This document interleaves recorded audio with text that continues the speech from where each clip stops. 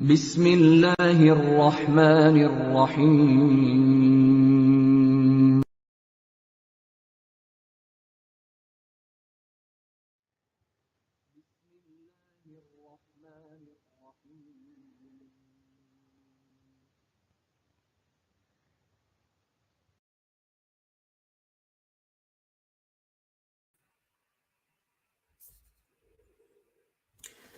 Good evening. The Lahore Ahmadiyya movement, or Ahmadiyya Anjuman Islam, welcomes you to its broadcast. Just to remind you that the Lahore Ahmadiyya movement was founded by Hazrat Mirza Ghulam Ahmad of Qadian. His teaching was that although other Muslims say that after the Holy Prophet Muhammad, another prophet will come, but the Holy Quran calls the Holy Prophet Khatmun Nabiyyin, and the Holy Prophet said it means La Nabi Abadi, there is no prophet after me. So after the Holy Prophet, no prophet can now come, whether an old prophet or a new prophet or whatever. And Hazrat Mirza Ghulam Ahmad's claim was that he was the reformer, the Mujaddid of the 14th century of Hijrah, the person for whom the Holy Prophet had used the titles Messiah and Mahdi. Hazrat Mirza Ghulam Ahmad also taught that other Muslims start calling each other kafirs and heretics and this and that at the slightest disagreement. But he pointed out that the Holy Prophet said that if one reciter of the kalima says to another reciter of the kalima that you're not a Muslim, then it is the person saying it who's not a Muslim. Hazrat Mirza Ghulam Ahmad also taught that although other Muslims believe that some verses of the Holy Quran have been abrogated, this is untrue. Because God says, I have revealed the Holy Quran and I'm responsible for protecting it. So the Holy Quran, God's revelation, was under Allah's protection.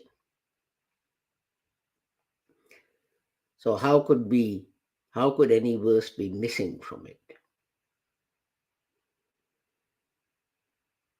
And Hazrat Mirza Ghulam Ahmad stressed that jihad is the duty of every Muslim. But jihad as defined by the Holy Prophet Muhammad and not as defined by other people. The Holy Prophet, when returning from fighting, said that Muslims return from Jihad-e-Asghar, the minor struggle, the minor jihad, to Jihad-e-Akbar, the major struggle, and explained that the major struggle, Jihad-e-Akbar, was a struggle with one's own self for reformation, for doing the right thing. That is the real jihad. But of course, it is correct that if you're attacked with the sword, then you defend Islam with the sword, but not otherwise. It does not mean that if someone criticizes Islam, you take a gun and shoot them in the head. It simply brings Islam into disrepute. People say they have no answer to our objections, and this is why they go around killing people. But the objection still remains, whether it's on paper or a podcast or a YouTube video. Unless you answer it, the objection still remains. So, what's the point of killing someone? With that, let us turn to the Holy Quran. We are discussing chapter 2, verse 98, and this is the seventh broadcast in that series.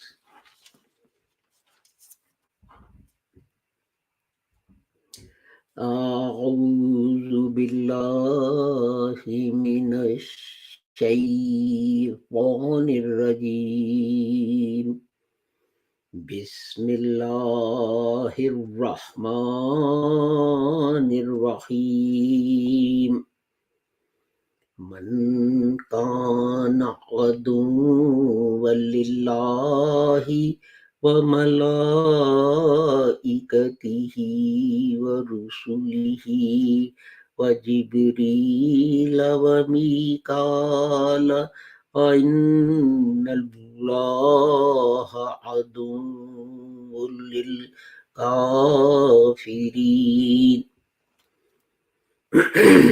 Whoever is an enemy to Allah and his angels and his messengers and Gabriel and Michael, then surely Allah is an enemy to disbelievers. Yesterday, we looked at the word warusulihi. So today, we'll carry on. In fact, we'll cover a number of words from there. The next word is wajibrila.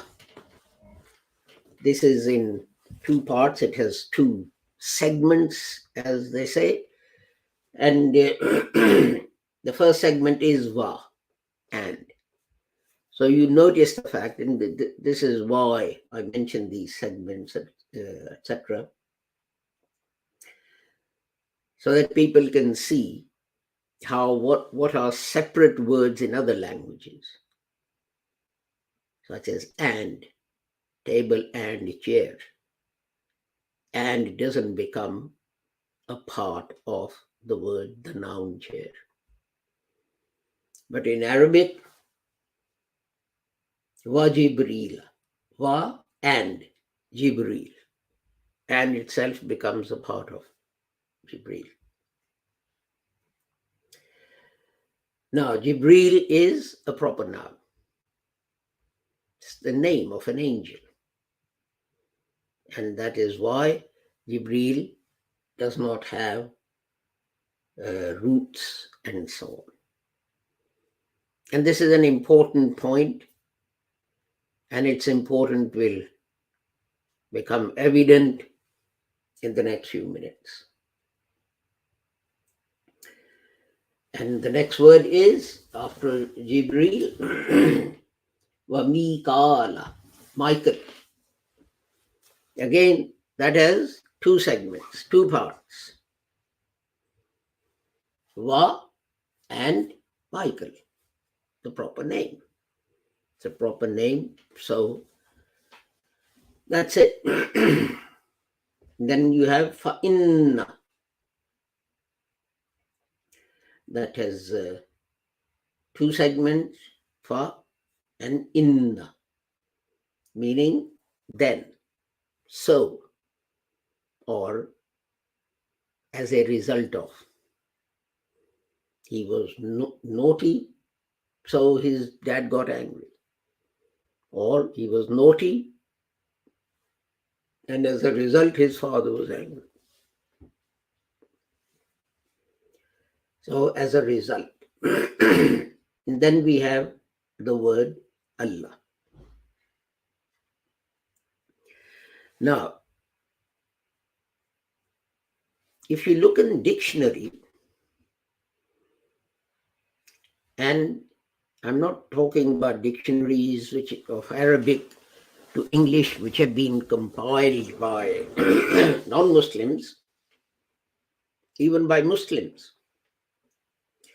What you see is that here is the proper noun Allah. But they say it consists of two segments, Al and Illa. And Illa has the root Hamza, Lam, Ha. Now you see, by saying this, because it's incorrect, and we'll see that in a minute, and we've seen it before actually, every time we've come to the word Allah, I've mentioned this, why it's incorrect. And this is unique research by the Lahore Ahmadiyya Jamaat. It was conducted by Hazrat Maulana Abdul Haq Sahib Vidyarthi.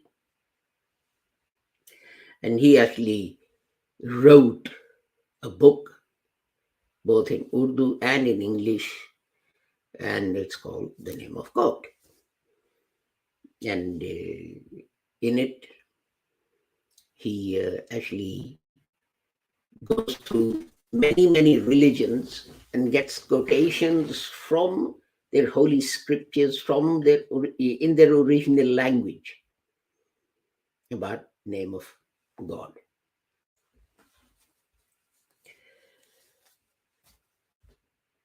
And he's the one who pointed out this error. Now, see, what happens is that Arabic alphabet is divided into two parts. And one section is called sun letters, and the other section is called moon letters. The word for sun in Arabic is shams. Now, if you add al to shams, that becomes ash-shams. Although lam is written, in pronunciation it's dropped. So all the letters where pronunciation follows this rule are called the sun letters.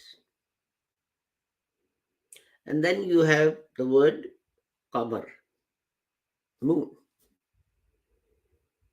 But if you add al to it, it becomes al-qamar. Al is pronounced, lam is pronounced, and lam of al is pronounced in full, al-qamar. So the letters that follow that rule, they're called the moon letters. So if we look at these rules, and Allah is a combination of al and illa, then lam cannot be dropped. It has to be pronounced in full. So you'll say al-illah. You wouldn't say Allah. The fact that you say Allah means that it's not a combination of al and illah. It's a different, separate word in its own right. Now, the importance of this lies in the fact that there is an objection against Islam, that Muslims believe in many gods, but they have like a chief god. So you have Illah, God. But then you have Allah or Al-Illah. And that is the chief god. If you look at Romans and Greeks and so on, they followed the same concept. There were many gods. Gods of storms and gods of flooding and god of volcanoes and god of lightning and so on and so forth. And then they had a chief god. And these gods used to sort of fight each other and, try and do each other down. And the chief god will then intervene and make peace between them. Now, Arabs had the same thing or a similar thing.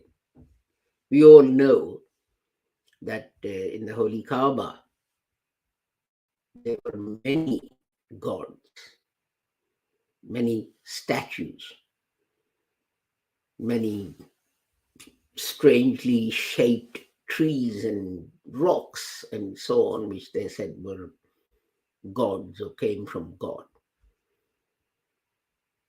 And they gave them different names. So, by this incorrect interpretation of the name of God, we open ourselves to criticism and ridicule. And the Muslim world needs to be grateful to the Lahore Ahmadiyya movement and its great scholars like Hazrat Maulana Abdul Haq Vidyarthi and Hazrat Maulana Muhammad Ali and so on, that they cleared these things. So non-Muslims didn't have a stick to beat Muslims with. This is an important point, and this is why I repeated it so often. Every time the word Allah has appeared, I repeated the objection and the answer to that objection so that you may remember. The next word after Allah is Adul. So let us look at that. And its root, its triliteral root is Ain, Dal, and Va. And from these three letters, 13 words have been made. And in total, words made from this root appear in the Holy Quran 106 times. And 50 times Aduv. That's the most common occurrence. And then 15 times Ra, Dada. And then the number drops. For example, 6 times it is Adawat, which is a common word in Urdu as well, meaning enmity. And 8 times as Udvan, and so on. Now, the basic word al-adwu means to exceed the limits or a lack of felicitation, friendship, harmony between various people. And this could be, and this is applied actually, if it refers to an emotional condition, we have adawatan.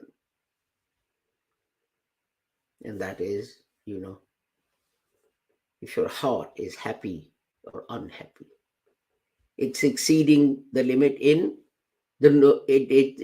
whatever the normal condition of heart is, it's exceeding that with happiness or sadness or anger or whatever. But this word is also used when you exceed the speed limit. Adwun. It's also used if you exceed the limits when you're dispensing justice and you're not being just. udvanun, advun. So basic is you exceed the limits. And that leads to undesirable consequences. Now you can have this in two ways. Al-aduvu. One is a person who is intentionally your enemy and sets out to harm you, hurt you. As it says in chapter 4, verse 92, وَإِن كَانَ مِنْ قَوْمٍ عَدُوٍّ لَكُمْ. So what you have is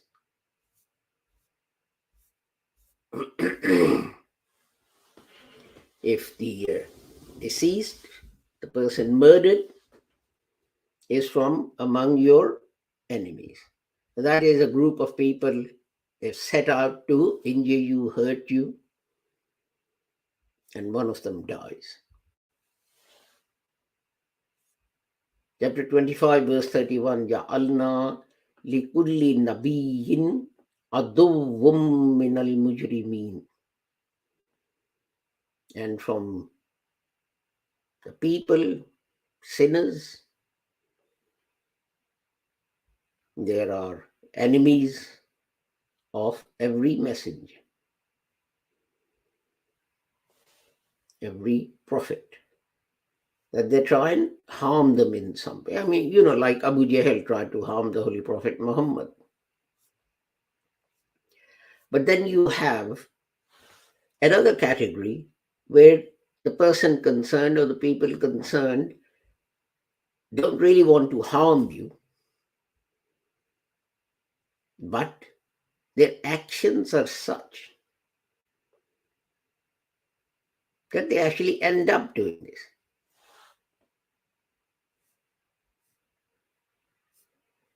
And for your children, your progeny, the Holy Quran in chapter 64, verse 14 says this. عَدُوٌّ لَكُمْ فَاحْذَرُوهُمْ. عَدُوٌّ لَكُمْ. They are your enemies. That is, they're not going to set out to hurt you or harm you, but what they do will be such that it will harm you. They won't set out to do something, but the net result of their actions will be such. And we see this, that, some people who would be very pious, very holy, and so on, then they'll do something wrong to protect or support their children. And what they've done is, although the children didn't set out to harm you and hurt you, they have done it by making you, give false evidence or lie on their behalf or whatever.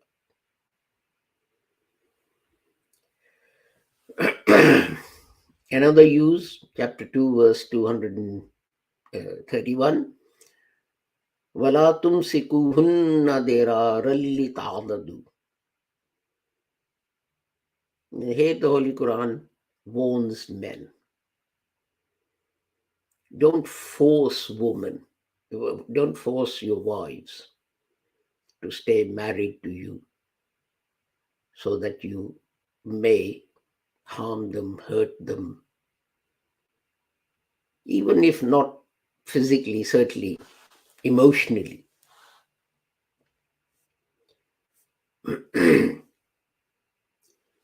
In chapter 4, verse 14, وَمَن يَعْصِ اللَّهَ وَرَسُولَهُ وَيَتَعَدَّى حُدُودَهُ. And the person who's disobedient to Allah or his messenger, he will exceed the limits. And in a number of places, referring to the Israelites, God refers to the fact that they find excuses to violate, for example, the Sabbath. اعتدوا منكم في السبت. And about the Sabbath, the Saturday, you exceeded the limits. Because as we all know, Jews are not supposed to do any work or business on Saturday. So what people did was they wanted to carry on with their business. So they found different excuses, like they would go fishing to catch fish and sell, but they'd say, well, I'm not doing business, I'm relaxing. This is my hobby. This is not my business. But if I catch too many fish, what am I supposed to do? Let them go to waste? I don't want to waste good food that God has granted me. So they'd find some excuse. Like these days we do. We find an excuse not to give zakat. Anything. And there is actually a whole topic in Sharia called hile, which are basically reasons which have been concocted to allow Muslims to do certain things, like not give zakat and so on. But in chapter 2, verse 2 to 9, God says, Tilka hududullahi fala taqladuha.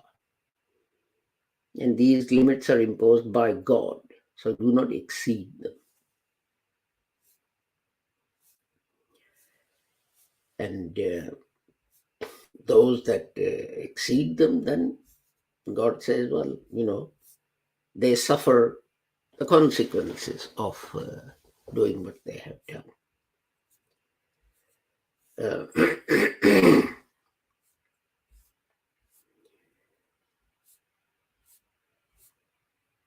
And God says that, and warns Muslims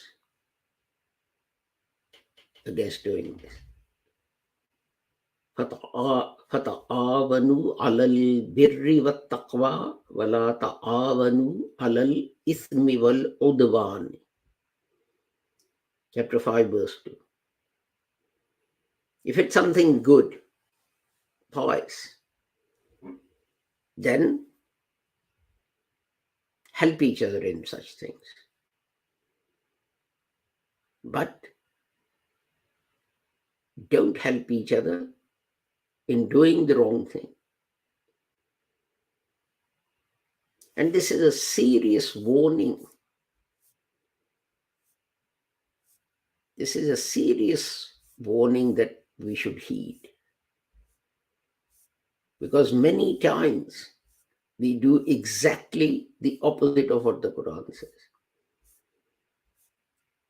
Let's take the example of the Sri Lankan gentleman who was working in a Muslim majority country. He didn't know Arabic. He didn't know what was written on some poster. And it is alleged that he tore that poster. Now, the interesting thing is no police report was made. No police investigation was carried out. There was no trial at which he could explain himself. And the man was beaten to death. As he lay on the ground, unable to move, some people were beating him and other people were rushing in and helping them. If one person would get tired of kicking him or hitting him with a stick or iron bar or something, and he would be out of breath. Another one would rush in and take that iron bar or that stick and carry on hitting this poor person. In the end, nothing was ever proved against him. And this is what this verse is talking about. Don't do this. If people are doing the wrong thing, you should try and stop them. But if you can't stop them, at least don't rush around helping them, actually encouraging them in their wrongdoing.